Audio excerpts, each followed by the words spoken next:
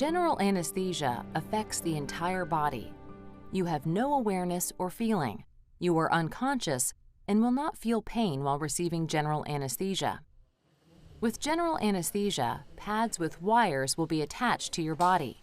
These wires are connected to machines that help monitor your blood pressure, breathing, heart rate, and other vital body functions. A mask is placed over your nose and mouth to give you oxygen. The anesthesiologist will give you the anesthetic through an IV and closely monitor your vital body functions. After you lose consciousness, a breathing tube or other breathing device will be inserted into your mouth to help you breathe throughout the procedure. Sometimes it is safer to insert a breathing tube while you are awake if you have certain medical conditions. If you have one of these conditions, the anesthesiologist will talk with you about the best plan for your airway. While you are under anesthesia, you may receive a combination of anesthesia drugs. Some of these drugs are given through your IV, and others are given as gas through the breathing device. With general anesthesia, possible risks and problems include injury to the mouth, teeth, tongue, or vocal cords when the breathing tube is inserted, unintended awareness, which means you become aware during surgery when we want you to be fully asleep, and decline in organ function. After surgery, there is a risk of heart problems, pneumonia, sore throat, or vomiting.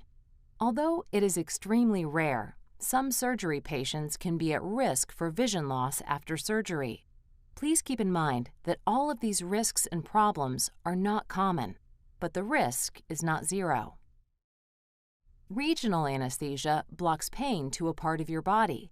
It produces a loss of feeling to a specific area of the body. Regional anesthesia includes peripheral nerve blocks and epidurals and spinals. With regional anesthesia, possible risks and problems include infection and bleeding at the insertion site, headaches, nerve damage, and incomplete pain control. Patients receiving a regional anesthetic are followed by the acute pain team, who will make adjustments to pain medications as needed.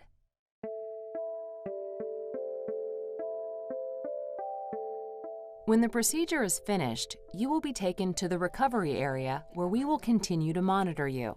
How quickly the anesthesia wears off depends on the anesthetics and other medicines used, as well as your response to them. A nurse will check your vital signs, bandages, and monitor your pain. It is normal to have some discomfort. However, please tell your nurse if you are in pain. Your nurse will ask you to rate your pain level using a pain score from 0 to 10, 0 being no pain, and a 10 being pain as bad as it can be. Some things you may experience after anesthesia. You may have shivering and feel cold when you first emerge from anesthesia. You may feel some numbness or less feeling in a part of your body if you had a regional anesthesia or if your surgeon used local anesthesia medicine. You may experience nausea and vomiting. This can be treated and should not last long. Also, you may have trouble with muscle control and coordination. Anesthesia can often interfere with birth control. Please refer to your after-visit summary for specific instructions. In some patients, anesthesia can affect memory and decision-making for a short time. Do not drive or make important decisions for 24 hours after receiving any type of anesthesia. For outpatient procedures, you will go home the same day. Your healthcare team will discharge you when they feel you are ready. For all other procedures, you will move to a hospital room to continue your recovery.